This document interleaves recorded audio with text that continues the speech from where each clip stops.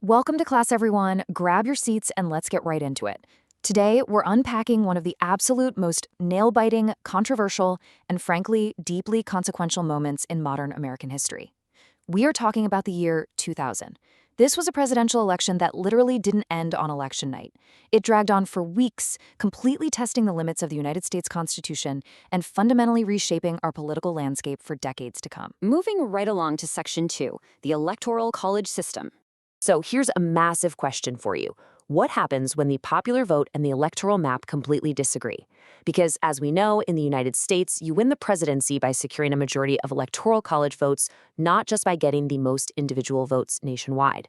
In 2000, Vice President Al Gore, the Democratic candidate, actually won the popular vote by over 500,000 votes. But George W. Bush secured 271 electoral votes. And as a reminder, the absolute magic number you need to win the presidency is 270. Because of this really unique paradox in our system, the entire presidency ultimately hinged on the outcome of just one single state. The country was incredibly split. A huge chunk went to Gore for 266 electoral votes, and the rest went to Bush. But right there in the Southeast, Florida held 25 absolutely crucial electoral votes. Whoever won Florida won the whole thing. Which brings us to Section 3, Ground Zero, the Florida recount. I really want you to let this number sink in for a second. 500. Out of roughly 6 million total votes cast in the entire state of Florida, George W. Bush was initially leading by a margin of only about 500 votes. Just think about that. It was a razor-thin, microscopic margin that basically overnight threw the entire country into an unparalleled state of limbo.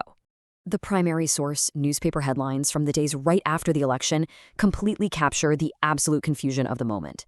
You'd see things printed like, "Oh, so close, it's Bush. Is it Bush?"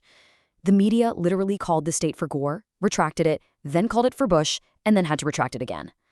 That 500-vote lead automatically triggered recounts and just a total frenzy of lawsuits, with literal armies of lawyers descending on Florida to argue over exactly how to recount these ballots.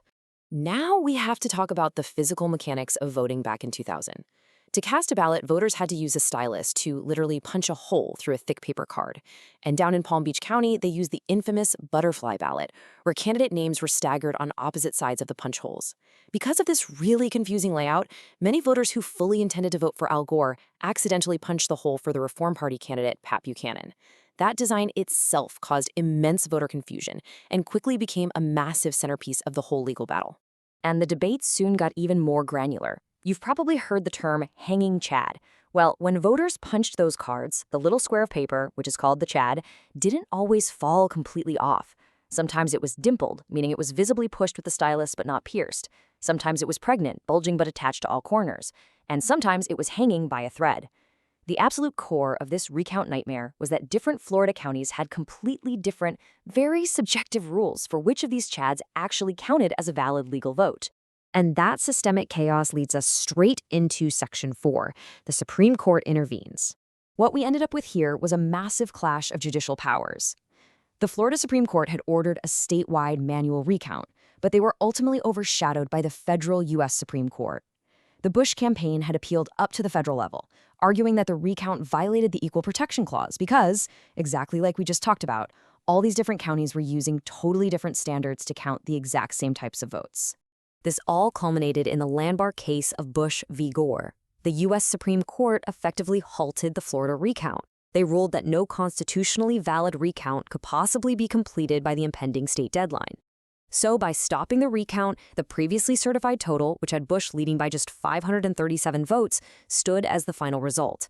Just like that, the legal battle ended, George W. Bush secured the presidency, and it sparked a fierce, enduring debate over judicial intervention in our elections that people still argue about today.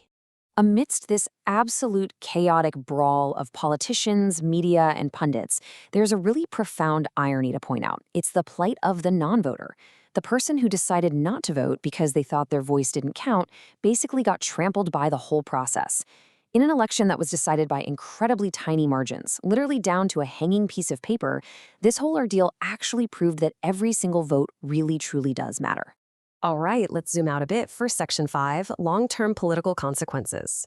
The Bush administration that emerged from this incredibly contested election went on to fundamentally alter American history. Less than a year into his presidency, the defining tragedy of 9/11 occurred. This entirely shifted the administration's focus to the war on terror and launched long-term foreign wars in Afghanistan and Iraq.